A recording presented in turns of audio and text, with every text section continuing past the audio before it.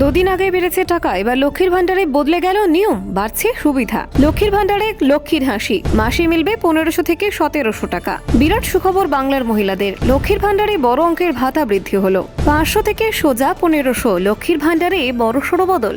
লক্ষ্মীর কোষাগার ভরল, মহিলাদের মাসিক ভাতায় ইতিহাস গড়ল বাংলা। নথির ঝামেলা কম আর টাকায় অঙ্ক বেশি। নতুন রূপে লক্ষ্মীর ভান্ডার হাজির, মহিলাদের হাতে আরো শক্তি। লক্ষ্মীর ভান্ডারে এলো আমূল পরিবর্তন।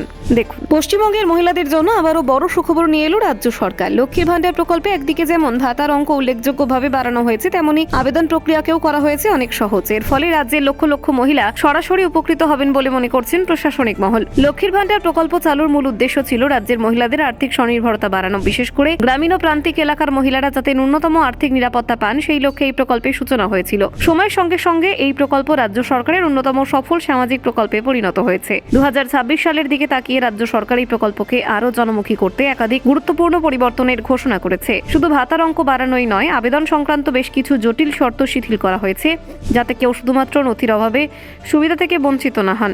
এর আগে লক্ষ্মীর ভান্ডারে আবেদন করতে গেলে স্বাস্থ্যসাথী কার্ড থাকা বাধ্যতামূলক ছিল, কিন্তু বাস্তবে দেখা গেছে বহু মহিলার নিজের বা পরিবারের স্বাস্থ্যসাথী কার্ড না থাকায় তারা এই প্রকল্পের সুবিধা পাননি। এই সমস্যার কথা মাথায় রেখে নতুন নিয়ম আনা হয়েছে। নতুন নিয়ম অনুযায়ী এবার থেকে লক্ষ্মীর ভান্ডারে আবেদন করার ক্ষেত্রে স্বাস্থ্যসাথী কার্ড আর বাধ্যতামূলক নয়, অর্থাৎ এই কার্ড না থাকলে কোনো মহিলা আবেদন করতে পারবেন এবং তার আবেদন বাতিল হবে না। যাদের কাছে কার্ড রয়েছে তারা চাইলে সেটি জমা দিতে পারেন।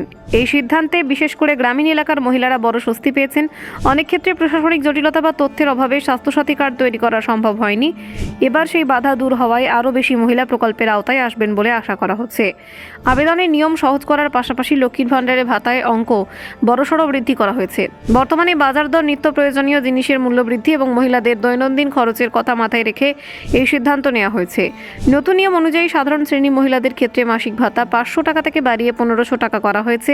এই বাড়তি অর্থ সংসারে ছোটখাটো খরচ মেটাতে অনেকটা সাহায্য করবে বলে মনে করছেন উপভোক্তারা। অন্যদিকে তপশিলি জাতি উপজাতি শ্রেণী মহিলাদের জন্য ভাতার পরিমাণ আরও বেশি রাখা হয়েছে। তাদের ক্ষেত্রে মাসিক ভাতা বেড়ে দাঁড়িয়েছে 1700 টাকা। সামাজিক ও আর্থিক পিছিয়ে পড়া এই শ্রেণীর মহিলাদের জন্য এটি একটি বড় সহায়তা বলে ধরা হচ্ছে। তবে প্রকল্পের সুবিধা পেতে হলে মৌলিক শর্ত মানতে হবে। আবেদনকারীকে অবশ্যই পশ্চিমবঙ্গের স্থায়ী বাসিন্দা হতে হবে। তার বয়স হতে হবে 25 থেকে 60-এর মধ্যে। এই বয়স সীমার বাইরে কেউ আবেদন করতে পারবেন না।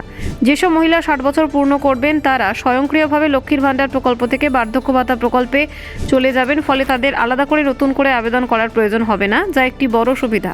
লক্ষ্মীর ভান্ডার প্রকল্পে এই নতুন পরিবর্তন রাজ্যের মহিলাদের জীবনে বাড়তি স্বস্তি এবং নিরাপত্তা নিয়ে আসবে বলে মনে করা হচ্ছে।